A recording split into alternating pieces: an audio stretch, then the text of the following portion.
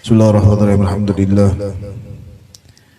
Alhamdulillahilladzi yaqdi fi idha fi qulubil muridin la'at al-iradah fayuz'ijuhum ila suluki sabili sa'adah allati hiya al-iman wal ibadah wa mahwu kulli rasmin wa 'adah. Allahumma fassalli wa sallim wa barik wa karim ala abdikal mujtabal mustafa sayyidina Muhammadin Sayyidi ahli siyadah wa ala alihi wa ashabihi sadatil qadah. Subhanaka la ilma lana illa ma 'allamtana innaka antal alimul hakim wa la hawla wa la quwwata illa billahil aliyyil azim. Rabbi shrah li sadri wa yassir li amri wa hlul 'uqdatam min lisani yafqahu qawli, amma ba'd. Alhamdulillah, Maha suci Allah Subhanahu wa taala yang hingga sampai detik ini masih memberikan kepada kita nikmat dan karunia-Nya, sehingganya kita dapat bersama-sama duduk di sini melantunkan salawat serta pujian kepada baginda Rasul Muhammad sallallahu alaihi wa alihi wasallam.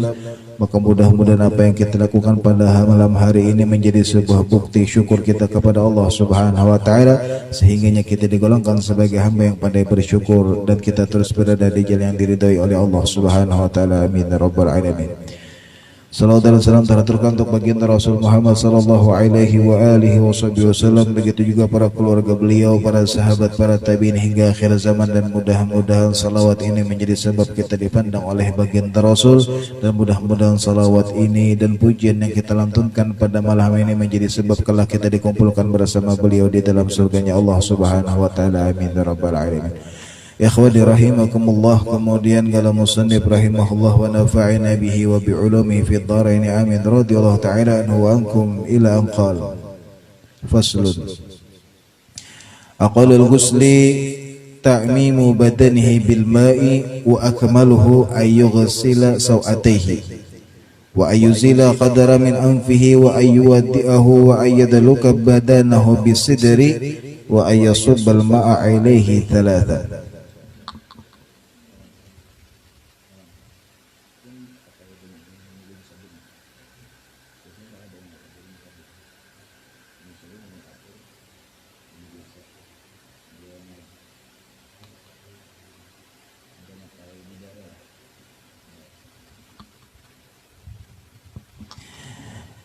Jadi di dalam bab yang ini kita membahas tentang kaifiyah.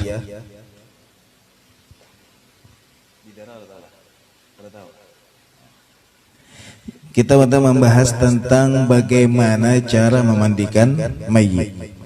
Kalau di wadah kita aja terbiasa memakai banyu biasa, banyu sabun, lawan banyu kapur atau kapur barus lah biasanya. Kalau di dalam kitab itu biasanya menggunakan sidir. Ada istilah kalau bahasa Arabnya sidir, atau ujar kita tuh bidara. Daun bidara tahu lah.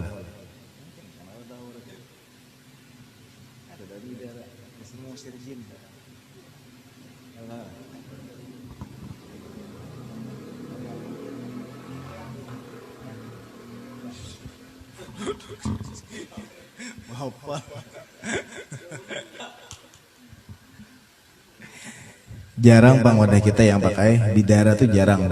Kebanyakan biasanya sabun, kapur barus, lawan banyu biasa. Biasanya kayak gitu. Tapi sebagian tempat ada yang memakai sidir deh, artinya daun bidara. Atau ujar orang tuh daun pengusir jin. Tak ada. Pokoknya walhasil baik itu sidir atau bidara tadi ataupun air sabun itu sama aja sebenarnya, artinya sama. Kalau di mana? Kalau di Hadramaut itu lebih lagi, ada biasanya pakai henna juga, atau wujud kita tuh pakai pacar, ada. Jadi pakai ada beberapa banyu lah kayak itu. Cuma kita kadang bahas itu, cuma kan di sini kaifiyahnya aja, ada tata caranya. Karena ada kemudian ada mandi 3 ajar, ada mandi 5, ada mandi 7, ada mandi 9. Paling bagus tuh biasanya mandi 9. Nah, itu yang biasa digawe kebanyakan orang. Maka kemudian di sini musannif mengatakan aqallul ghusli, paling sedikitnya atau paling ringkasnya mandi atau memandi mayit tadi, ta'mimu badanihi bil ma'i, artinya meratakan seluruh badan si mayit bil ma'i dengan air. artinya banyu biasa aja, itu artinya paling sedikit atau ibaratnya cara yang paling ringkas. Artinya lain yang mandi 3, lain mandi 5, kadang ini cara yang paling ringkas. Yang paling ringkas jadi kemudian kalau Gusti paling ringkasnya memandikan mayit ta'mimu badanihi bil ma'i, meratakan seluruh badan si mayit dengan air. Ini yang paling ringkas. Wa akmaluhu, adapun yang paling sempurnanya, artinya yang paling bagus nih gawiannya. Ayaghsila sawataihi wa ayuzila al-qadara min anfihi wa ayyuwaddi'ahu wa ayyadluka badanahu bisidir wa ayyasubbal ma'a alaihi thalatha. Jadi kemudian adapun sempurnanya ataupun yang paling lengkapnya lah cara memandikan mayit. Yang pertama kemudian ayaghsila sawataihi, pertama-tama yang harus pertama kali digawi sebelum memandikan. Maka kemudian yaghsila sawataihi, terlebih dahulu membersihkan atau membasuh. Kalau saya kan bahasanya memandikan nih. Makanya kemudian membasuh sawataihi, dua artinya yang depan lawan belakang. Artinya kemaluannya, maaf nih, artinya kemaluannya lawan duburnya. Itu yang pertama. Artinya sebelum yang lain. Karena kan semalam kita sudah belajar tentang bagaimana memperlakukan seseorang yang dari inya garing sampai kemudian menghadapi sakaratul maut, sampai kemudian hanyar meninggal sebelum dimandikan. Karena kan kita semalam sudah belajar bagaimana kemudian bajunya dibuka, kemudian lemeskan apa segala macam nih. Walhasil kemudian setelah itu artinya pas yughsila sawataihi, artinya membersihkan yang depan dan belakang itu setelah kemudian mengurut atau sedikit menekan di daerah bagian perut. Karena biasanya masih ada tertinggal sedikit yang kemudian sisa dari si mayit tadi. Maka jangan juga terlalu ganjang. Kalau kena sementangan lo ditikin mana, jangan juga. Artinya sekedarnya aja gitu nah. Sekedarnya sehingganya mungkin ada sisa-sisa, itulah kemudian sedikit, yang sisa dikit itu kemudian keluar. Setelah digosok ataupun setelah diurut lah sedikit, kemudian sedikit diurut, nah keluar sisanya misalnya ada nih, artinya ada yang keluar kah, kadakah, maka sebelum memandi maka yang pertama ayaghsila sawataihi, kemudian dibersihkan bagian depan dan belakang. Ini kemudian ujar para ulama lebih diutamakan itu si ahli waris, anaknya, jangan orang lain. Artinya kemudian kalau bisa nih, karena itu kan kemudian bagian aurat dari si mayit. Karena kalau di dalam kitab Taqriratus Sadidah itu dikatakan bahwa kalau pas kita memandi si mayit, jika itu berhubungan dengan bagian yang istilahnya aurat, maka kemudian wajib menutup mata. Kalau itu di bagian aurat, itu di dalam kitab Taqriratus Sadidah. Tetapi kemudian jika di bagian yang lain, artinya selain yang bagian aurat, maka kemudian nadban, artinya hukumnya sunnah untuk kemudian menutup mata. Sunnah, artinya ada wajib. Karena kalau buat tutup mata kita ada melihat. Artinya kemudian sunnah, artinya kalau bagian yang lain. Tetapi untuk bagian yang aurat tadi ini dikatakan yaqutul ghasil, ini katakan yaquddul ghasilu wa man ma'ahu fil mughtasal basarahu wujuban an auratil mayyit wa nadban an ghairiha. Jadi kemudian wajib bagi si yang mandikan mayit ataupun orang-orang yang bersama yang memandikan, artinya yang menggandeng ini fil mughtasal, di tempat memandikan mayit, wa basarahu, artinya matanya, wujuban, wajib hukumnya kemudian menutup mata, an auratil mayyit, jika itu berkaitan dengan membasuh bagian aurat si mayit, artinya yang depan belakang tadi itu wajib. Wa nadban an ghairiha, tetapi kemudian sunnah jika itu kemudian bagian selain aurat, itu hukumnya nadban, sunnah kalau selain bagian yang aurat tadi. Maka yang pertama ayaghsila sawataihi, pertama kemudian membersihkan dua tadi yang depan belakang, kemudian setelah bersih wa ayuzilal qadara min anfihi, kemudian membersihkan sisa-sisa mungkin ada kotoran-kotoran, Artinya kemudian entah itu kemudian karena istilahnya biasa kan orang yang hendak meninggal nih, entahnya garing atau apa, mungkin gitu nah, masih ada kotoran kayak misalnya di daerah bagian hidung misalnya, atau kemudian di daerah mata kayak tahi mata kah atau apa segala macam, atau kemudian di daerah asnan atau gigi-giginya itu kemudian dibersihkan terlebih dahulu, kemudian sebelum kemudian kita memandikan si mayit. Jadi harus terlebih dahulu kemudian bersih dari matanya, telinganya, kemudian dan pokoknya walhasil bagian-bagian apalagi yang istilahnya banyak lipatan-lipatannya. Kayak misalnya kemudian misalnya nih yang meninggal nih misalnya orangnya anggaplah makmur gitu. Lamak nih, kan banyak tuh lipatan. Maka itu kemudian harus lebih diperhatikan. Artinya jangan sampai kemudian ada bagian yang terlewati. Karena layaknya mereka yang hidup, artinya orang yang meninggal pun harus diperlakukan layaknya mereka yang hidup. Jadi semuanya harus benar-benar diperhatikan. Jadi setelah dibersihkan semuanya dari mata, hidung, gigi. Nah itu kemudian perlu diingat, dibedakanlah anunya kainnya. Jadi kemudian ketika kita memandikan itu, tangan kiri itu memakai sarung tangan. Atau kalau wah ini mungkin nyaman ada sarung tangan kain. Kalau dahulu biasanya kain itu diulah segitiga. Walhasil kemudian tangan dimasukkan gitu nah, sekiranya membungkus saja. Nah itu kemudian gasan menggosok di badan ataupun sawataihi tadi atau yang depan belakang, ataupun kemudian kalau kayak membersihkan mata apa bisa pakai cotton bud kan, wah ini ada gitu. Ada cotton bud atau apa yang kemudian walhasil semuanya dibersihkan. Nah perlu diingat jangan sampai kemudian dijadikan satu, mana yang bagian tadi artinya kain yang sudah dipakai untuk membersihkan yang depan dan belakang latih, kalau sudah diganti jangan disamakan. Artinya diganti setelah membersihkan depan belakang, ganti dengan kain yang baru. Hanya kemudian menggosok di badan si mayit. Maka setelah kemudian artinya membersihkan kotoran nih dari hidungnya, matanya, gigi, telinga apa semuanya sudah dibersihkan semuanya. Hanya kemudian wa ayyuwati'ahu, kemudian mewudukan si mayit. Artinya si mayit ini kemudian diwudukan. Wudunya pun sama kemudian seperti orang yang masih hidup, sama aja. Artinya kada ada perbedaan. Kalau misalnya meninggal kemudian tangan kada dibasuh, kada, tetap sama.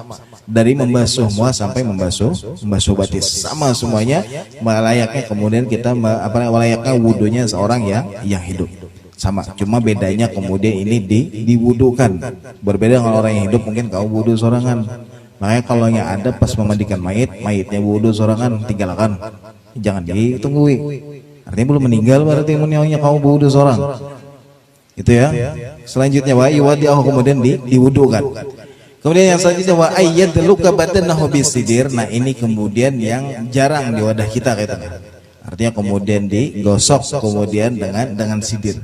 Karena kata orang-orang Hadramut, kain ngarannya daun sidir atau ujar kita tuh daun bidara itu bisa melemaskan persendian si mayit.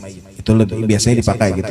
Makanya kemudian selain dipakai untuk biasanya campuran di banyu tadi, bisa juga kemudian untuk digosokkan di badan si mayit. Nah, jadi kemudian setelah diwudukan sebelum dimandikan, hanya kemudian wa ayatul kabadahu bil sidir, kemudian menggosok badannya dengan sidir atau dengan daun bidara tadi. Jadi pakai daun bidara. Nah itu. Hanya kemudian wa yasubbal ma'a alaihi tsalatan, hanya kemudian diguyur dengan air. Itu kemudian ada kena mandi, ada istilahnya mandi tiga. Ada mandi tiga, artinya kemudian yang pertama biasanya pakai banyu biasa. Pertama banyu biasa, kemudian banyu sabun, hanya terakhir pakai banyu kapur. Itu biasanya kayak itu. Itu kemudian ada kaifiyahnya, cara-caranya masing-masing. Di sini dijelaskan. Di sini dimulai dengan mandi tiga tadi. Artinya setelah kemudian hanya dibasuh dengan 3 kali basuhan, maka itu dikatakan sebagai mandi tiga. Walil khamis, kemudian ada pun mandi 5. Jadi biasanya hitungannya ganjil. Ada 3, 5, 7 dan 9. Maka dikatakan di sini oleh khamis kaifiyatun ukhra. Adapun kemudian mandi yang 5, ada cara yang berbeda. Wahia caranya antakunal ula bisidir, wa tsaniyah muzilah, wa tsalitsa bisidir, wa rabi'ah muzilah, wal khamisatu bima'in karah. Jadi kemudian adapun yang mandi 5, caranya jadi yang pertama, basuhan pertama itu adalah air yang bercampur dengan sidir, atau wadah kita biasanya pakai banyu sabun.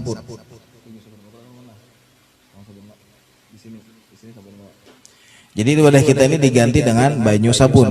Kalau di sana pakai banyu sidir tadi, pakai banyu yang dicampur dengan daun bidara. Jadi basuhan pertama antakunal ula bisidir, basuhan pertama itu air yang bercampur dengan daun bidara ataupun wadah kita dicampur dengan sabun biasanya nih di wadah kita. Jadi basuhan pertama pakai air yang dicampur dengan sabun. Watsaniyah kemudian dibasuh lagi, disiram atau diguyur. Itu basuhan yang kedua muzilah pakai air biasa. Basuhan yang kedua muzilah pakai air biasa lagi. Artinya dibersihkan bekas sabun tadi atau daun bidara tadi. Watsalitah kemudian basuhan yang ketiga bisidir atau kemudian bisabun. Artinya basuhan ketiga dengan air yang bercampur dengan daun bidara ataupun dengan sabun.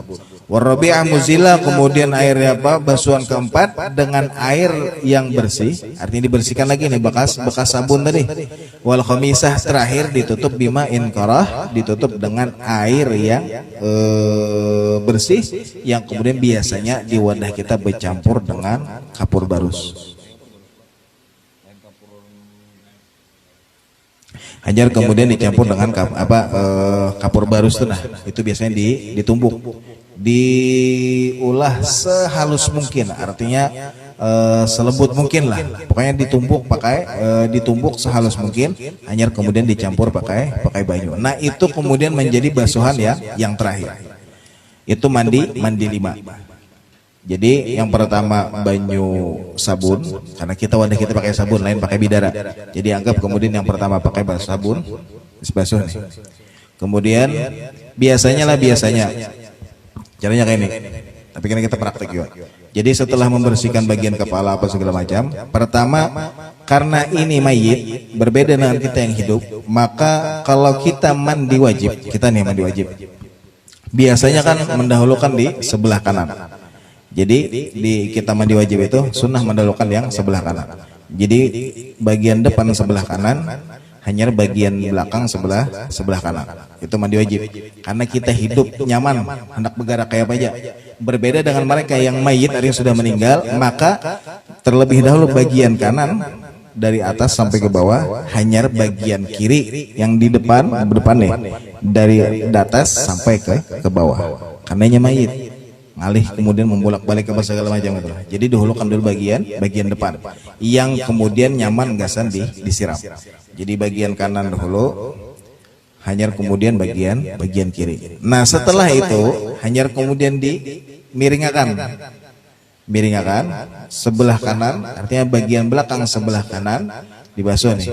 Hanya kemudian dimiringakan lagi, hanya bagian belakang sebelah kiri. Nah itu caranya. Ya dengan basuhan tadi, basuhan pertama, basuhan kedua, basuhan sampai basuhan kelima. Nah itu caranya. Itu yang mandi 5. Kemudian dikatakan wa aula minal khamsi as-saba. Kemudian yang lebih baik daripada mandi 5 ada yang namanya mandi 7. Sebenarnya sama aja, cuma perbedaannya basuhannya aja. Basuhan yang pertama kayak ini, kedua kayak ini. Jadi itu kemudian sebenarnya sama aja. Tetap kemudian banyu sabun, banyu bersih lawan banyu kapur baru tadi. Nah itu sebenarnya sama, cuma kemudian artinya basuhannya berbeda. Kalau mandi 5 itu kayak ini, kemudian apa yang didahulukan, basuhan yang pertama apa, yang kedua apa, ketiga apa, keempat apa, kelima apa, keenam apa, ketujuh apa, biasanya kayak itu. Perbedaannya di situ aja. Walhasil sebenarnya sama, pakai banyu biasa atau kemudian banyu sabun atau kemudian banyu yang dicampur dengan kapur barus. Nah itu tadi. Itu kemudian mandi yang istilahnya ada mandi 5, mandi 7 dan mandi terakhir mandi 9. Sebenarnya sama, cuma karena perbedaannya kemudian ketika menyiramnya aja. Nah, itu sebenarnya kemudian masalah mandi. Lawan kemudian sunnah, diantaranya sunnah kemudian kalau bisa pas memandikan itu kemudian disuruh menghidupkan bukhur atau jadi kita tuh dupa. Sekiranya kemudian menutupi aroma yang kurang nyaman. Karena kemudian pas biasanya dibersihkan itu biasanya ada yang sedikit, kalaupun ada yang keluar, sehingganya kemudian kadang mengganggu ke orang lain. Walaupun sebenarnya ketika memandikan si mayit tadi itu harus di tempat khusus. Artinya indah khalwah kemudian kepada orang lain kecuali yang memandikan ataupun yang mahramnya lah istilahnya. Kemudian di tempat khusus kada boleh terbuka dan kemudian pakai bukhur dan kemudian ditutup dengan kain yang tipis. Nah itu kemudian kaifiyah memandikannya. Jadi perbedaannya cuma kemudian menyiramnya aja. Tetap kemudian sama pakai air bersih, air sabun atau bidara tadi, dan kemudian air yang bercampur dengan kapur barus. Jadi ada mandi 3, 5, 7 dan 9. Itu yang paling sempurna itu adalah mandi 9 yang paling bagus. Itu mandi 9. Nah itu untuk kemudian kaifiyah atau tata cara mandi. Kita kejar waktu, mudahan kawan langsung praktek. Nah itu masalah mandi, selesai masalah mandi. Kemudian kita lanjut faslun aghalul kafan. Kemudian kita masuk ke kaifiyah atau tata cara mengkafani. Aghalul kafan paling sedikitnya yang dikatakan kafan, artinya yang memakai yang untuk menutupi si mayit tadi. Thawbun ya'ummuhu, yakni pakaian yang menutupi seluruh tubuh si mayit. Ibaratnya misalnya pakai tapih kan misalnya pakai tapih kemudian tutupi sudah semua tubuh si mayit, apakah boleh? Boleh. Itu paling sedikit. Artinya kalau misalnya karena dikatakan karena ada perbedaan orang yang terlilit hutang, itu harus lebih dahulu kemudian hutangnya ada ini apa segala macam. Nah walhasil yang paling sedikit dikatakan sebagai kain kafan yang boleh digunakan untuk si mayit maka adalah thawbun ya'ummuhu, yakni kemudian kain yang yang cukup untuk menutupi si mayit.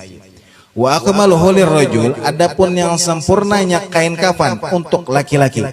Salatul lafaif, yakni kemudian tiga helai. Tiga apa ibaratnya? Jadi anggaplah kemudian misalnya ini misalnya kain kafan. Ini kemudian selapis. Ada lagi kemudian panjangnya sama. Saya tujuan selapis, kemudian ada lagi kemudian lapisan yang ketiga itu tiga lapis. Jadi kemudian ada 3 lapis kain atau 3 lembar kain itu khusus untuk laki-laki. Jadi sempurnanya bagi seorang laki-laki kain kafannya adalah thalathul lafaif, 3 lembar kain kafan. Walil mar'ah, ataupun untuk seorang perempuan qamisun wa khimarun wa izarun wa lifafatani. Kemudian untuk perempuan yang pertama qamis, yakni kemudian anggaplah qamis ini sebenarnya gamis. Ada kayak kita nih pakaian gamis kita, artinya pakaian gasan dipakai feminin biasanya nih jubahnya misalnya, atau ujar kita tuh abaya lah. Walhasil kemudian pakaian perempuan. Itu yang pertama, gamis. Pertama pakaian perempuan yang dikatakan gamis tadi. Kemudian wa khimar, pakai kerudung. Wa izar, kemudian pakai sarung. Dan terakhir wali fafatani, dan kemudian 2 helai atau 2 lembar kain kafan, gasan membungkusnya. Jadi kemudian berbeda dengan laki-laki, itu pakai 3 lembar atau 3 kain kafan. Kalau untuk perempuan pakai komis, pakai baju, pakai kerudung, pakai sarung, dan kemudian di terakhir ditutup dengan 2 lembar kain untuk membungkusnya. Itu kemudian kafan yang dipakai untuk si perempuan. Jadi beda dengan laki-laki. Kalau laki-laki 3 lembar, kalau bebinian kemudian pakai baju, pakai kerudung, pakai tapi hanya kemudian 2 lembar kain yang gasan membungkus si mayit. Itu kemudian masalah kafan. Kemudian faslun arkanus salatil janazah. Adapun kemudian rukun-rukun salat jenazah itu ada 7. Al-ula an-niyah, yang pertama niat. Artinya kalau niat itu usolli ala hadzal mayyit. Kalau laki-laki. Kalau perempuan usolli ala hadhil maitah. Jadi usolli ala hadzal mayyit lawan usolli ala hadhil maitah. Misalnya Ada makmum misalnya lah terlambat datang. Makmum terlambat datang, kada nilai masbuk, ini belum masbuk. Lambat datang, belum kadarnya kada mendengar pengumuman nang meninggal nih lakian kah, binian kah. Masih kada mendengar. Kayak apa niatnya? Niatnya usolli man sholla alaihi imam. Usolli man sholla alaihi imam. Artinya aku sembahyang sebagaimana imam yang disembahyangkan imam. Artinya laki-lakian binian-binian. Cuma di dalam doanya itu menggunakan domir laki-laki. Artinya kalau kita kan biasanya kalau untuk laki-laki Allahumma fir lahu warhamhu wa'afihi wa'fu. Kalau bebinian Allahumma fir laha warhamha wa'afiha wa'fu. Kalau kita kada tahu tadi kayak apa, itu domirnya pakai domir laki-laki. Karena kalau kita pakai domir laki-laki itu bebinian mengikut. Tapi kalau kita pakai domir adalah bebinian, itu kada kawa ke gasan si mayit yang laki-laki. Nah itu kalau terlambat. Jadi niat tadi, kalaunya kemudian kita mendengar, artinya misalnya ini yang meninggal jasi fulan bin fulan, artinya lelakian nih, maka niatnya usolli ala hadal mayit arba'at takbiratin. Kalau misalnya makmuman arba'at takbiratin fardu usolli ala hadhil maitah arba takbiratin fardu kifayatin makmuman lillahi ta'ala. Artinya aku sembahyang fardu kifayah 4 takbir, 4 kali takbir menjadi makmum atau menjadi imam lillahi ta'ala. Itu kemudian kalau perempuan, kalau laki-laki. Kalau bebinian usolli ala hadhil maitah. Di situ bedanya. Itu masalah niat. Kemudian yang kedua atsani arba'u takbirat, kemudian tak ada 4 takbir. Jadi kededa kemudian ruku, i'tidal, sujud kededa. Jadi kemudian cuma menggunakan takbir.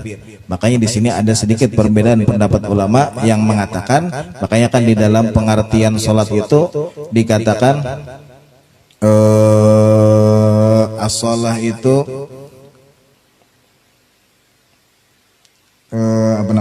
as-shalah ad-du'a. Kemudian adapun syar'an secara syariat atau menurut ulama fikih agwalun. Jadi ada agwalun wa af'alun muftatahatun bitakbir wa muhtatamun bitaslim ghaliban. Jadi jar kemudian agwalun, ada yang namanya bacaannya di dalam sembahyang. Agwalun ada bacaan. Yang dikatakan sembahyang itu agwalun ada bacaannya. Wa af'alun ada gerakannya. Muftatahatun bitakbir, dimulai dengan takbir, artinya takbiratul ihram. Wa muhtatamun bitaslim, ditutup dengan salam. Jadi yang namanya salat itu ada gerakan, ada bacaan, dimulai dengan takbiratul ihram, ditutup dengan salam. Itu yang namanya salat. Ghaliban, kebanyakan. Kenapa dikatakan ghaliban? Ya, karena ada beberapa sembahyang, di antaranya sembahyang fardu kifayah yang hanya ada bacaan tapi kededa gerakan. Karena kan biasanya kita kemudian takbiratul ihram aja Allahu akbar, Allahu akbar ya, kededa kemudian ruku, sujud apa. Nah, itu kemudian maksud penjelasan dari artian salat ghaliban, kalimat ghaliban di dalam pengertian salat. Jadi kemudian arba takbirat, kemudian menggunakan empat kali takbir. Atsalis, rukun yang ketiga, al-qiyamu 'alal ghadir, kemudian berdiri bagi mereka yang mampu. Kemudian yang keempat, qiraatul Fatihah. Jadi setelah kita takbiratul ihram Allahu akbar aja, itu langsung membaca Al-Fatihah. Kemudian al-khamis, as-salatu 'ala Nabi sallallahu alaihi wasallam ba'da tsaniyah. Kemudian takbir yang kedua, ada kan takbir utama Allahu akbar ya, itu langsung baca Al-Fatihah. Kemudian tutup baca Fatihah, Allahu Akbar ya. Kemudian membaca as-salatu ala Nabi, membaca salawat kepada baginda Rasulullah SAW yang biasanya diajarkan, biasanya membaca salawat Ibrahimiyah atau yang kita baca ketika tahiyat akhir. Allahumma shalli wa sallim ala sayyidina Muhammad wa ala sayyidina Muhammad kama shallaita ala sayyidina Ibrahim wa ala ali sayyidina Ibrahim wa barik ala sayyidina Muhammad wa ala ali sayyidina Muhammad kama barakta ala sayyidina Ibrahim wa ala ali sayyidina Ibrahim. Itu namanya salawat Ibrahimiyah. Nah, itu kemudian dibaca setelah takbir yang kedua. Tuntung kita membaca salawat, kemudian takbir lagi Allahu Akbar, takbir yang ketiga itu ad-du'a lil mayyit ba'da tsalitsah. Jadi setelah takbir yang ketiga itu mendoakan si mayit. Jadi Allahumma firlahu warhamhu wa'afihi wa'fu anhu. Kalau doa apa itu cukup sebenarnya Allahumma firlahu warhamhu wa'afihi wa'fu anhu. Kalau hendak lengkap Allahumma filahu warhamhu wa'afi wa'fu anhu wa akrim nuzulahu wa wasi' madkhalahu waghsilhu min khatayahu bil ma'i wath-thalji wal baradi wa naqihi min khatayahu kama yunaqu thawbul abyad minad danasi. Itu ada lagi. Tambahannya ada lagi. Itu kalau yang panjang. Jadi kalau yang ibaratnya cukup aja Allahumma filahu warhamhu wa'afihi wa'fu anhu. Itu doa lil mayyit. Itu yang setelah takbir yang ketiga. Kemudian setelah takbir yang keempat, as-sabi as-salam. Kemudian setelah takbir yang keempat, Allahu Akbar aja. Itu biasanya. Kemudian sebelum salam baca Allahumma la tahrimna ajrahu wa la taftinna ba'dahu waghfir lana warlahu. Rabbana fir lana wa li ikhwana sabiquna bil iman wa la taj'al fi qulubina ghillan lil ladzina amanu rabbana innaka ra'ufur rahim. Hanya kemudian assalamualaikum warahmatullahi wabarakatuh. Nah di situ kemudian perbedaan pendapat. Jadi antara Imam Romli dan Ibn Hajar ada yang mengatakan wajib jar kemudian sempurna di dalam salam. Artinya assalamualaikum ayuhan nabiyyu warahmatullahi assalamualaikum warahmatullahi wabarakatuh. Itu ada yang mengatakan harus sempurna. Ada juga yang mengatakan cukup kemudian assalamualaikum warahmatullahi. Sehingganya ulama-ulama Hadramut menggabung. Artinya supaya terhindar dari perbedaan pendapat, maka digabung oleh para ulama salaf Hadramut yang kemudian biasanya assalamualaikum warahmatullahi wabarakatuh. Wabarakatuhnya gamat, tapi tetap disempurnakan. Artinya kemudian supaya terhindar dari khilaf. Tetap kemudian sempurna, artinya tetapi kemudian wabarakatuhnya dibaca jimit. Jadi misalnya assalamualaikum warahmatullahi wabarakatuh. Itu biasanya itu di Hadramut biasanya kayak itu. Jadi wabarakatuhnya dibaca gimit. Nah itu kemudian kaifiyah atau kemudian rukun-rukun di dalam sembahyang jenazah. Kemudian faslun, bab yang selanjutnya ini terakhir. Iya. Bab yang selanjutnya faslun aqalul qabri, ini masalah mengubur mayit. Aqalul qabri hufratun taktumu raihatahu wa tahrusu minas siba. Jadi kemudian yang dikatakan sebagai aqalul qabri paling dangkal. Apa yalah bahasa Banjarnya apa? Paling kada dalam lah istilahnya. Pokoknya paling sedikitnya dikatakan kubur tadi, hufratun taktumu raihatahu tahrusu minas siba. Jadi kemudian lubang yang kemudian bisa menutupi baunya si mayit. Karena kemudian manusia itu biasanya bangkainya itu kemudian memiliki aroma yang kada nyaman. Sehingganya kemudian hufratun paling kada lubangnya tadi itu kemudian bisa menutupi aroma yang kada nyaman tadi. Wa tahrusuhu minas siba, dan menghindarkannya dari binatang buas. Kalau misalnya kan kayak misalnya nih ada entah itu kemudian kayak misalnya harimau kah atau apakah yang kemudian kada kawa menggali lubangnya tadi, artinya paling kada kayak itu nah. Sehingganya itu paling sedikitnya yang dikatakan sebagai lubang kubur. Wa akmaluhu, adapun sempurnanya yang dikatakan sebagai kubur tadi, qamatun wa bastah. Jadi ini artinya orang normal, lain orang terlalu tinggi. Jadi kemudian dikatakan gamah wa bastah itu adalah berdirinya seseorang kemudian sambil mengangkat tangan. Jadi gamah wa bastah itu sini. Jadi sempurnanya kubur itu gamah orang berdiri kemudian sambil mengangkat tangan sini. Kenapa sih ini? Karena agarnya kaum menyambut si mayit ketika ditaruh di dalam kubur. Ini sempurnanya untuk liang lahat. Artinya untuk kemudian lubang kubur itu kemudian sempurnanya berdirinya satu orang kemudian sambil mengangkat tangan gini. Nah, ini sempurnanya. Tapi itu di tanah yang keras. Kalau di wadah kita kada kawa sebab kemudian bebanyu. Makanya kemudian wadah kita gin pakai peti biasanya. Karena kemudian itu tadi, karena istilahnya beda tempat, lalu kemudian beda kaifiyah, beda cara. Karena kalau kita memaksakan kemudian istrinya nih, hendak mendapatkan kesempurnaan misalnya, supaya kawa kemudian dengan sunnahnya apa segala, lalu kita memaksakan kemudian menggali lubang gamah bastah, artinya berdiri sampai mengangkat tadi, maka kemudian bisa jadi kada kubur. Karena banyunya banyak, karena wadah kita ini kemudian bebanyu. Nah itu kemudian jadi kada kawa dipaksakan. Jadi kemudian itu sempurnanya. Wa akmaluhu sempurnanya waqamuha bastah berdiri sambil mengangkat tangan.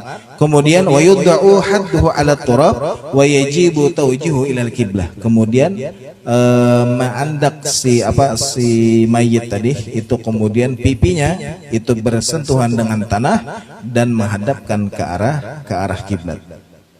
Jadi ada perbedaan istilahnya, ada lahat di dalam kubur itu, ada lahat, ada pokoknya ada namanya untuk kemudian menggali kubur itu, menggali lubang itu, ada istilahnya lahat, ada kemudian ada kemudian dikatakan ada lahat, ada syak. Kalau lahat itu kemudian kita nih menabuk kubur. Jadi anggap ini rata sudah misalnya dua kali satu. Jadi misalnya ini lah. Dikatakan lahat itu setelah nih anggap gini nih. Ini yang lahat. Jadi kemudian dikatakan lahat, ini lahat.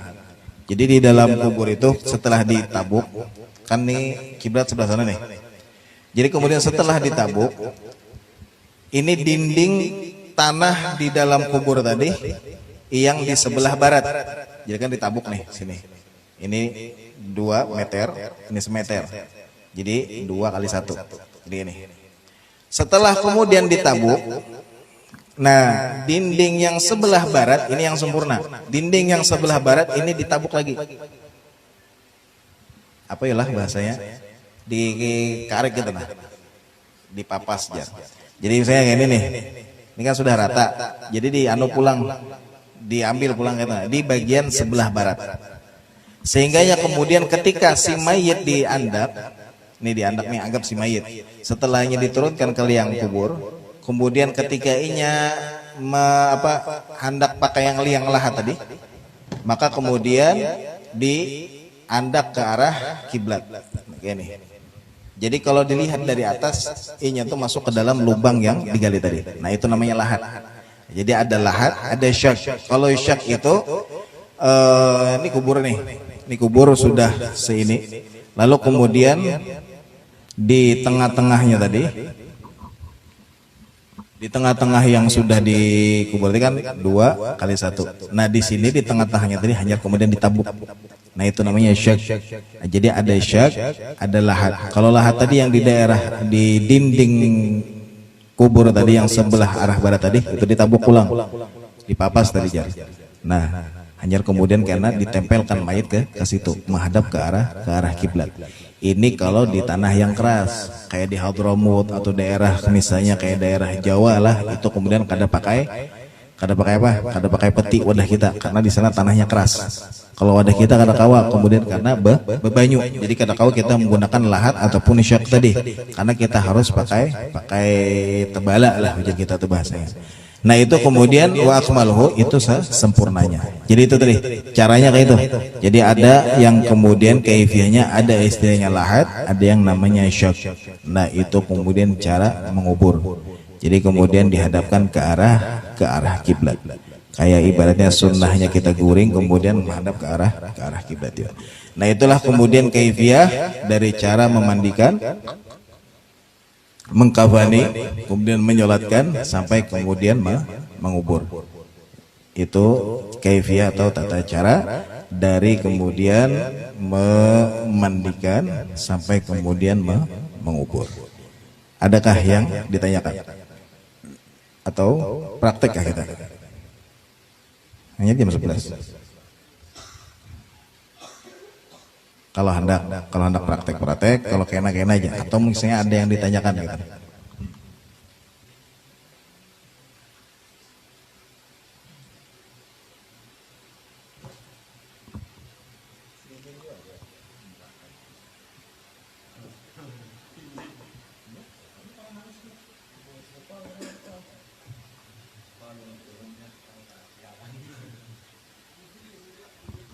Ada yang ditanyakan?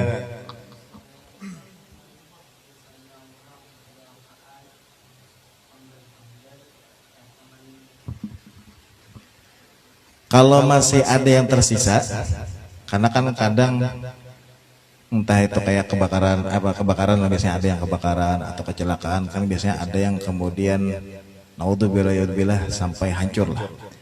Nah, yang tersisa misalnya kalau tersisa tangannya aja, ya maka tangannya aja yang dimandiin, itu aja. Atau kemudian yang kayak misalnya penggal-penggal tadi, entah itu korban mutilasi kan misalnya lah, atau apalah segala macam. Jadi dikumpulkan yang utuh, artinya yang masih sempurna nih bentuknya, nah itu yang dibasuh, dimandikan. Kalau masih ada sisanya, itu yang kemudian dimandikan. Kayak biasa ya, kayak mandikan juga. Cuma bedanya kemudian mungkin karena kada sesempurna kita yang ibaratnya bentuknya yang sempurna. Karena kan kayak artinya kayak penggal-penggal tadi. Soalnya menamui. Ada suara lagi. Ya, kayak biasa juga kayak itu nah, kayak yang istilahnya kayak yang biasa. Tapi kalau misalnya ada yang hilang apa segala macam, yang hilang ya sudah, tapi yang tersisa aja yang kemudian dimandikan. Kalau misalnya terpotong-potong tadi, itu kalau misalnya bisa disusun kayak misalnya kayak ini yang utuh nih. Nah, itu yang kemudian dibasuh. Kalau ada yang tersisa. Pokoknya sama aja cara mandikannya, cuma bedanya mungkin kalau yang sudah terpotong-potong tadi disusun tapi kada sesempurna kayak masih utuh, tapi tetap mandikannya sama. Ada yang mandiin tadi mandi 3 apa segala macam. Tapi kalau misalnya kayak tersisa misalnya lah tersisa tangannya aja misalnya. Dari sini misalnya, dari sini sampai ke sini misalnya. Kayak orang nang semalam pesawat gugur. Kan dicari bangkainya tuh. Yang diselamatkan misalnya. Nah, ternyata misalnya dapatnya batisnya aja misalnya. Atau tangannya aja misalnya, naudzubillah nih. Nah, yang tersisa itu aja yang dibasuh. Kada perlu kemudian mandi 5, kada perlu, artinya cukup itu aja yang dibasuh. Karena kan sisanya aja. Tapi kalau misalnya masih utuh, artinya masih bisa dikumpulkan utuh, walaupun ibaratnya terpisah-pisah nih, tetap kemudian disusun, tapi kada sesempurna kayak kita mandikan, kemudian mandi 5, udah kada. Pokoknya yang tersisa aja yang dimandikan. Ada gimana ya kan?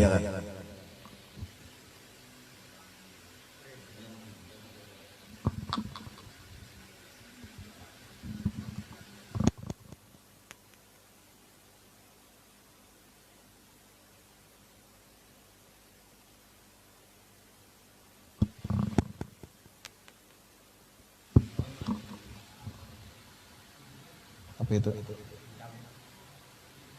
Behel itu lah. Kalau kayak behel itu kada tahulun lah. Kalau kayak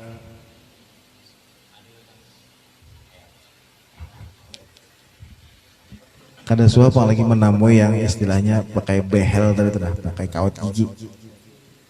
Sebenarnya lah kalau kayak kawat gigi apa segala macam, kalau sekiranya itu dasar harus, artinya misalnya nih lah karena posisi giginya misalnya kada rata, atau kemudian supaya kalau nya kada diketok kan misalnya sakit apa segala macam, nah itu hanya diperbolehkan. Kalau sekedarnya kemudian hanya istilahnya hendak supaya lebih bagus ya, artinya sakit kada apa kada supaya ya membagusilah, itu termasuk taghyir ya, itu termasuk merubah ciptaan Allah. Kayak kita menyambung rambut, kan ada yang ini menyambung rambut atau apa segala macam, nah itu kada boleh.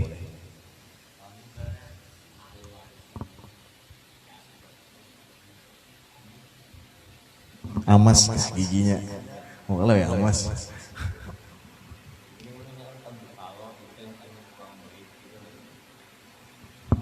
Kalau sekiranya sebenarnya kan kita memperlakukan mayit itu harus sama seperti kita memperlakukan orang yang hidup. Kalau sampai kemudian dengan memacul kawat gigi tadi, artinya bekarasan lah bahasanya, mending gak usah. Karena sakit, mayit itu sakit loh. Artinya beda kemudian kita yang hidup lawan mereka yang sudah meninggal. Setiap perlakuan kita yang dilihat oleh mayit itu kita mandikan tuh mayit melihat, mayit ya. Arwahnya melihat. Jangan takutan. Kada ada lagi.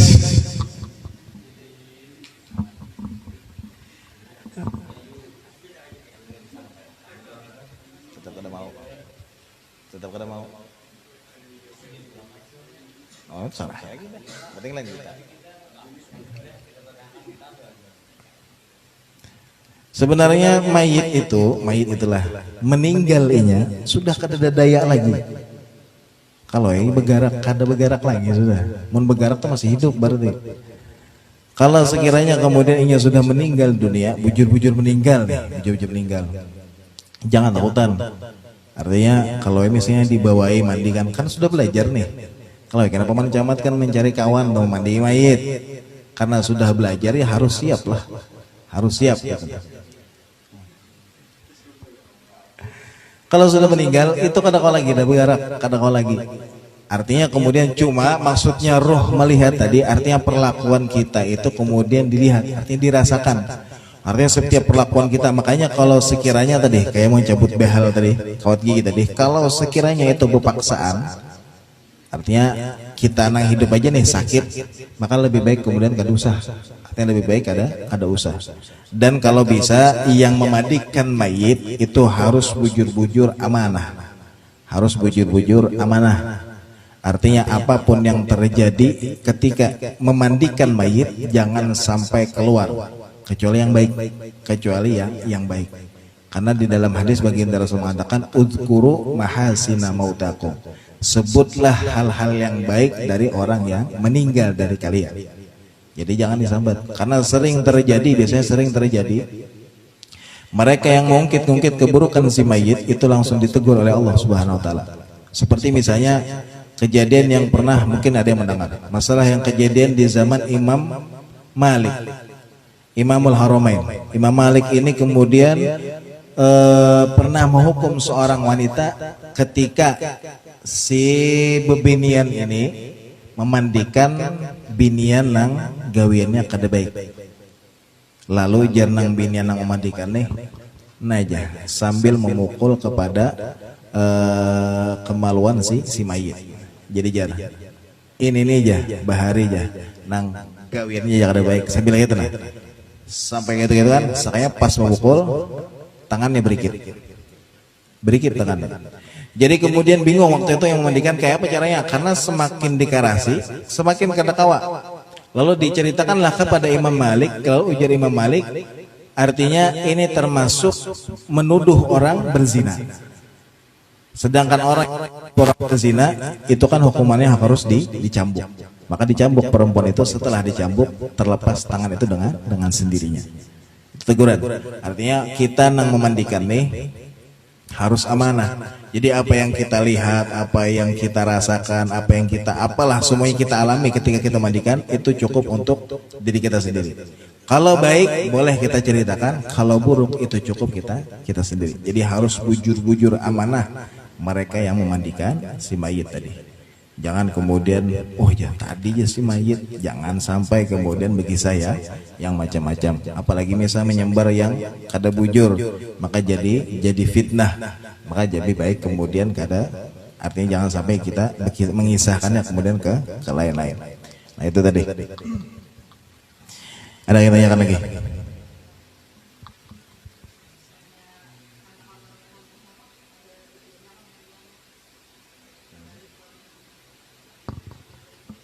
Perbedaannya mungkin kalau balik dengan kada balik, artinya perbedaannya mungkin orang yang sudah sunat lawan belum sunat. Karena orang yang belum sunat itu ada istilahnya di dalam fikih itu tahta kulfatul aklab. Tahta kulfatul aklab itu artinya ente tahu kalau daging nang dipotong pas bersunat. Oh, ring-ring ini. Ini pelajaran nih. Makanya lah adat orang-orang Tarim, orang-orang Hadramut itu bayi umur 40 hari itu sudah disunat. 40 hari sudah disunat. Di Hadramut 40 hari sudah disunat. Karena kemudian kalau orang yang belum bersunat itu di bawah daging yang dipotong ketika sunat itu masih ada tersisa najis. baik itu biasanya habis kami itu nah. Jadi kalau ini maaf lah, artinya bahasanya mungkin kurang baik. Artinya kalau kada dibilap itu kan masih ada tersisa bakatnya kami tadi. Jadi kemudian makanya kenapa muslim itu wajib disunat karena menghindari najis itu tadi. Karena bilanya itu belum dipotong, kita belum khitan, itu masih ada membawa najis, maka selama kita sembahyang itu tadi masih ada najisnya, maka sembahyang kita kada sah. Makanya wajib. Nah perbedaannya di situ. Perbedaannya di situ kemudian kalau memandikan kekanakan yang belum disunat lawan yang sudah disunat. Kalau yang belum disunat itu setelah dimandikan itu ditayamum. Perbedaan di situ. Karenanya masih membawa najis. Jadi setelah kalau biasanya kan wudhu nih, wudhu kemudian mandi. Nah bisa juga kemudian wudhu tayamum hanya dimandikan. Karenanya masih membawa najis tadi. Perbedaannya di situ aja. Artinya yang sudah sunat lawan yang belum sunat. Bukan yang balik ataupun tidak balik, artinya yang sudah sunat ataupun kemudian belum sunat. Jadi kalau yang belum sunat tadi itu kemudian ditambah dengan tayamum karena menyempurnakan yang kemudian kadang-kala dibersihkan tadi. Nah itu. Jadi harus yang namanya sunat itu harus. Kalau kemudian agar kada membawa najis. Makanya kalau di Hadramaut itu kekanakan itu sudah di masjid biasanya, di masjid. Sembahyang di masjid apa segala macam. Kenapa? Karena ini kada kuitannya membawa kada was-was lagi sudah. Karena kalau sudah disunat berarti kada membawa najis lagi. Berarti kalau kada membawa najis biarnya sambil begendong gitu. Asal kada bakame aja bang. Itu kada masalah. Artinya karenanya kada membawa najis. Nah itu kemudian masalah tahta kulfatul aklab tadi. Artinya yang najis di bawah daging atau kulit yang dipotong ketika sunat. Daging tadi ya kan?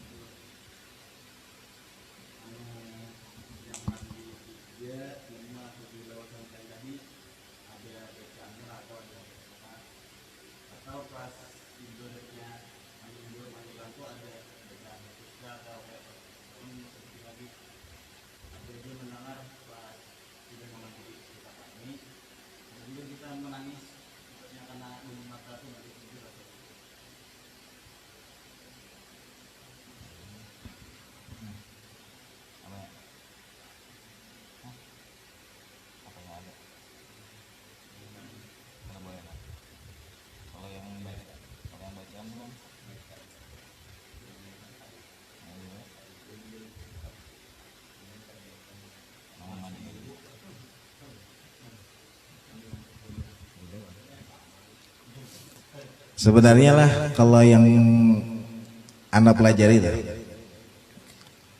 ketika memandikan itu kan ada bacaannya paling niat. Kalau niat iya, tapi kalau kemudian bacaannya mengubui apa segala macam kada dapat katanya. Cuma biasanya beda yang melajari beda caranya. Kadang ada yang bacaan ada, yang kemudian ada yang kada bacaan ada juga, tergantung yang melajari. Kalau masalah menangis wallahu alam anak kada tahu. Cuma dulu saat baginda Rasulullah sallallahu alaihi wasallam ditinggal oleh anak beliau yang bernama Ibrahim. Jadi baginda Rasul itu ada memiliki anak yang bernama Ibrahim. Itu baginda Rasul menangis. Ditanya oleh sahabat, kenapa beliau menangis? Kemudian baginda Rasul mengatakan, al-qalbu yahzan wal ainu tadma. Hati bersedih, mata menangis. Itu kata baginda Rasul. Tapi kalau masalah kemudian setelah dimandikan apa segala macam itu kemudian kada boleh menangis, wallahu a'lam. Kada tahu. Jadi bisa jadi kita cari kan. Apakah bujur-bujur kada boleh atau kemudian ada apanya segala macam, tapi wallahu a'lam. Insyaallah kita dicarikan. Itu masalah menangis. Tapi kalau misalnya apakah kada boleh menangis ketika kita ditinggal orang yang istilahnya mungkinlah istilahnya ada kaitan lawan kita kayak kuitan, saudara, nenek apa segala macam, apakah kada boleh menangis? Menangis itu boleh. Yang kada boleh itu berlebihan. Sampai kemudian kan kalau di dalam kitab itu dikatakan sampai kan ada yang istilahnya yang sampai menarik baju, kemudian sampai menurut rambut, kan ada yang istilahnya terlalu berlebihan. Nah itu yang dilarang. Kalau menangis itu boleh, karena baginda Rasul pun menangis saat anak beliau yang bernama Ibrahim meninggal. Jadi menangis, dipangku oleh baginda Rasul. Itu jadi Sayyidina Ibrahim itu dipangku oleh baginda Rasul. Kemudian kata sahabat, kenapa beliau menangis? Ya itu tadi, al-qalbul yahzan wal ainu tadma, hati bersedih sehingganya mata pun mengeluarkan air mata. Yang menangis nih, itu boleh. Tapi yang kada boleh itu kemudian terlalu berlebihan sampai menarik kantong apa segala macam, itu ya yang kada boleh. Tapi kalau masalah menangis setelah sudah dimandikan apa segala macam, itu wallahu a'lam, kena dicari. Ada lagi dari jangan?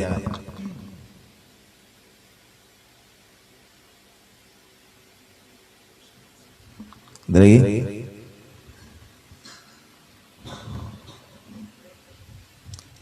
apa apabila anak praktek minggu kena kah? Minggu kena ada nang kada nih.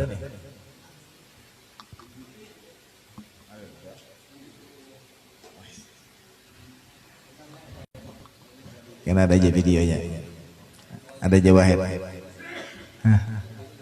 Bisa. Karena enten gani paman camat mandi mayit. Siapa aja bilang ada orang meninggal.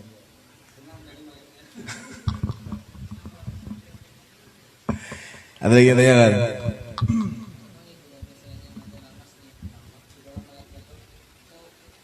Itu kan termasuk mati syahid. Mati syahid kan memang sudah kita bahas loh. Ada yang mati syahid dunia, ada syahidul akhir. Oh, ada ada.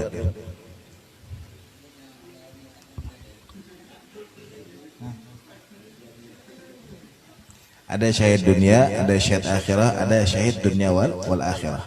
Jadi ada yang dimandikan, ada yang kada, itu ada beberapa. Ada kita tanyakan.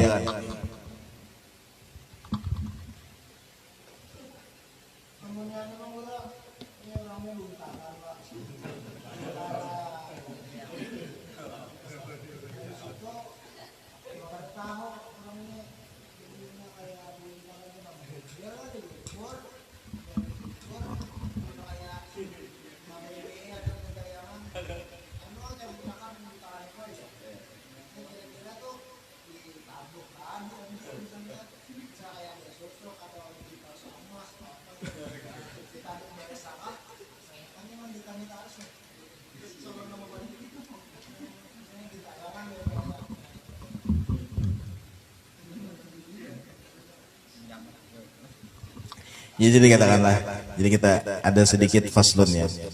Jadi pas kebetulan bertakon masalah ditabuk. Jadi dikatakan faslun ya, babnya nih. Yumbashul mayyit di arba'i khisal. Jadi boleh nih. Ini diperbolehkan. Artinya boleh kita menggali kubur si mayit itu karena 4 perkara. Yang pertama, lil ghusli idalam yataghayyar. Yang pertama, untuk dimandikan selama kemudian mayitnya belum berubah, entah karena misalnya bau atau kemudian sudah mulai apalah, kemudian kan istilahnya nih, berarti kalau dilihat dari sini berarti dibongkarnya itu kada lawas. Maka itu yang pertama, boleh ditabuk lagi. Yang pertama, lil ghusli idalam yataghayyar, boleh karena misalnya belum dimandikan, atau misalnya mandinya kada sempurna, atau ada yang tertinggal, atau kada ingat niat apalah, hasil kemudian hendak dimandikan selama idalam yataghayyar, sebelum mayitnya tadi sudah mulai berubah. Itu yang pertama. Kemudian yang kedua, walitaujihihi ilal qiblah. Kemudian misalnya nih, ini kesalahan nang mau ngubur bang, kada menghadap kiblat. Bahja, tadi kayaknya aja kada menghadap kiblat ya, jangan tukang kubur nih. Lalu kemudian dibongkar lagi untuk memastikan, untuk kemudian dihadapkan ke arah kiblat. Itu yang kedua. Kemudian walil mali idza dufina ma'ahu, dan kemudian boleh ditabuk lagi, dibongkar. Walil mali idza dufina ma'ahu, kalau ada harta yang ikut dikubur bersama si mayit. Barang lain apakah itu? Gelang emas kah misalnya nih, misalnya. Atau apakah kemudian yang kemudian dari hartanya yang kemudian terkubur bersama si mayit, maka itu kemudian boleh dibongkar karena kemudian itu termasuk warathah atau warisan yang harus dibagi. Itu kemudian yang ketiga. Kemudian walil mar'ati idza dufina janinuha ma'aha wa amkanat hayatuhu. Dan kemudian yang terakhir, jika ada seorang mayit perempuan yang kemudian dikubur, ternyata misalnya bahwa si perempuan tadi lagi hamil, boleh kemudian dibongkar jika kemudian amkanat hayatuhu, jika ada kemungkinan si janin tadi hidup. Misalnya nih sudah hamil tuha umur 8 bulan 9 bulan kemudian meninggal, naudzubillah waliyadzubillah, ternyata kemudian ada kemungkinan si janin tadi hidup, maka boleh dibongkar untuk diselamatkan janinnya. Itu boleh. Itu 4 perkara alasan boleh dibongkarnya kemudian kubur tadi. Boleh dibongkar dengan empat alasan tadi. Itu 4 alasan yang diperbolehkan untuk yumbash, artinya dibongkar lagi, digali lagi. Nah, itu 4 perkara yang diperbolehkannya digali lagi kubur si mayit tadi. Nah, untuk perkara yang kemudian istilahnya nih lah karena ada untalan kah atau apa, wallahu alam. Cuma mungkin kalau seandainya kemudian dengan kayak itu bisa menyetop, artinya menghilangkan fitnah si mayit, maka boleh.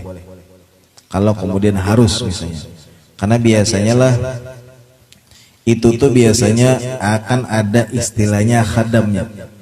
Kan setiap orang yang menggawi yang kayak itu, entah kemudian yang memakan atau yang memakai atau yang istilahnya berkhadam, maka biasanya kalau sebelum ia meninggal itu belum diselesaikan, maka biasanya akan mempersulit bagi si mayit, lalu kemudian menjadi fitnah.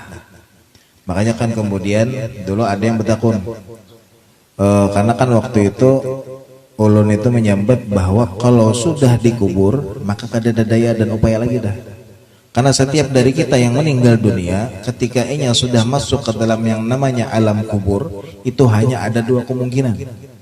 Kalau kada dinikmat kubur atau adab kubur. Kalau sekiranya seseorang itu sudah di dalam nikmat kubur, kira-kira hakunkah kadanya keluar lagi? Ada harapan lagi dah. Nikmat sudahnya. Nah, kemudian yang kedua, adab kubur. Kira-kira nih lagi diadab malaikat, kau kadanya keluar. Jangankan keluar, bergerak berjauh gitu saja, tarik malaikat pulang, kemudian disiksa oleh malaikat, naudzubillah waliyadzubillah. Maka itu hanya dua kemungkinan. Lalu jar kemudian ada yang bertakun, lalu jar kenapa sempat jar kemudian mungkin ada yang kejadian yang kemudian istilahnya ada yang menangis, ada yang mendatangi ke rumah-rumah, ada yang mimpi apa segala macam. Nah, itu fitnahnya dari si mayit. Karena semasa hidupnya gawian yang kada baik tadi, entah yang kemudian menggawi ini, memakan ini, memakai itu, apa segala macam, sebelumnya meninggal dunia itu belum diselesaikan. Nah, yang inya berkhidmah tadi, berkhadam tadi kepada yang istilahnya, anggaplah kasarnya nih, bersekutu lawan jin. Nah, jin itu yang merupai dengan rupanya yang kemudian menjadi fitnah bagi orang yang meninggal tadi. Kalau yang meninggal kayak apa? Yang meninggal sudah antara 2 aja, nikmat kubur atau adab kubur. Nah, itu kemudian menjadi fitnah bagi yang meninggal, sehingganya biasanya diserupainya orang yang berkhidmah kepadanya, lalu dijadikan fitnah bagi si mayit tadi. Nah, kalau sekiranya kalau emang kemudian bisa artinya menghilangkan fitnah bagi si mayit, untuk kemudian digali dan dihilangkan, kalau emang bisa menghilangkan fitnah bagi si mayit, maka boleh digali. Kalau emang sekiranya kemudian bisa dihilangkan ya, maka boleh aja. Selain 4 alasan tadi yang kita boleh menggali kubur tadi, karena untuk dimandikan selama itu belum berubah, kemudian untuk menghadapkan ke arah kiblat, atau kemudian ada harta yang terkubur bersama si mayit, ataupun kemudian untuk menyelamatkan janin yang terkubur bersama seorang perempuan yang lagi hamil. Nah, itu tadi. Lagi ada kan?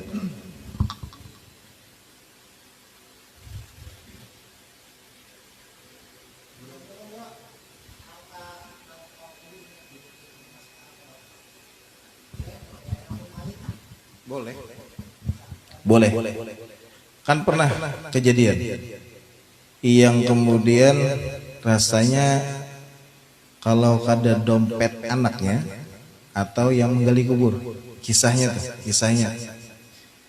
Jadi setelah selesai dikubur, ternyata ada yang sadar bahwa barangnya tadi ikut terkubur bersama si mayit. Hitungan jam aja, hitungan menit lah, ada hitungan jam. Lalu kemudian ditabuk lagi, digali lagi, ternyata pas digali itu kain kafannya sudah berubah menjadi hitam. Itu ada kisahnya. Cuma kada ingat sebabnya, entah rasanya lah kalau kada salah orang yang kemudian menyepelekan hal-hal yang berkaitan dengan masalah sembahyang. Itu kemudian ada kejadian. Itu kisah nyata, kemudian hitungan menit aja, artinya orang hanya pulihkan nih. Lalu sadar, oh kayaknya tadi itu gugur. Lalu digali lagi, itu kain kafannya sampai si mayitnya itu sudah, artinya kalau bahasanya itu kemudian gosong. Itu kemudian bahasanya gosong, hangit ujar kita tuh. Itu ada kejadiannya tak? Karena kemudian menyepelekan hal-hal yang istrinya sembahyang. Karena kan sudah jelas kalau masalah sembahyang kita kada artinya kada perlu kemudian lagi, sudah banyak kita mendengar bahwa kayak awal mayu hasab bihil abdu, artinya yang pertama kali dihisab oleh Allah Ta'ala itu adalah sembahyang. Dan ini itu apa sebenarnya, bagaimana kejadian yang istilahnya baginda Rasul yang melihat ke Isra Mi'raj dan segala macam, kan banyak kisah yang berkaitan dengan sembahyang. Rasanya nah kemudian itu ada kejadian. Boleh digali? Boleh. Untuk kemudian mengambil hak si orangnya tadi. Ada gitu ya.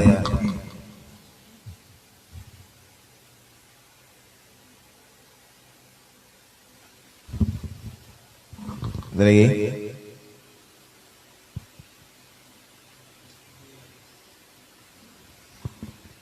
Berarti minggu kena kita praktek, insya Allah. Mudah-mudahan dipanjangkan umur, disehatkan badan, sehingga kemudian kita bisa bertemu lagi untuk menambah keilmuan kita. Dan mudah-mudahan apa yang kita niatkan, yang kita hajatkan didengar dan dikabulkan oleh Allah Subhanahu Wa Taala. Yang sakit di antara kita Allah angkat penyakitnya, Allah sembuhkan seperti sedia kala. Yang punya hutang dan urusan dipermudah oleh Allah Subhanahu Wa Taala. Dan mudah-mudahan sebagaimana Allah kumpulkan kita pada malam hari ini, Allah kumpulkan kelak kita bersama guru-guru kita dan bersama baginda Rasul Sallallahu Alaihi Wasallam di dalam surganya Allah Subhanahu Wa Taala. Amin ya rabbal alamin.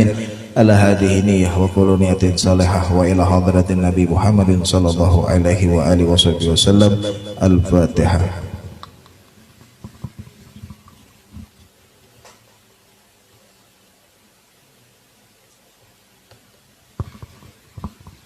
Bismillahirrahmanirrahim. Rabbil alamin. Allahumma shalli wa sallim ala sayyidina Muhammadin wa ala ali sayyidina Muhammad. Allahumma rzuqna fahman nabiyyin wa hifdzal mursalin wa ilhama malaikatil muqarrabin.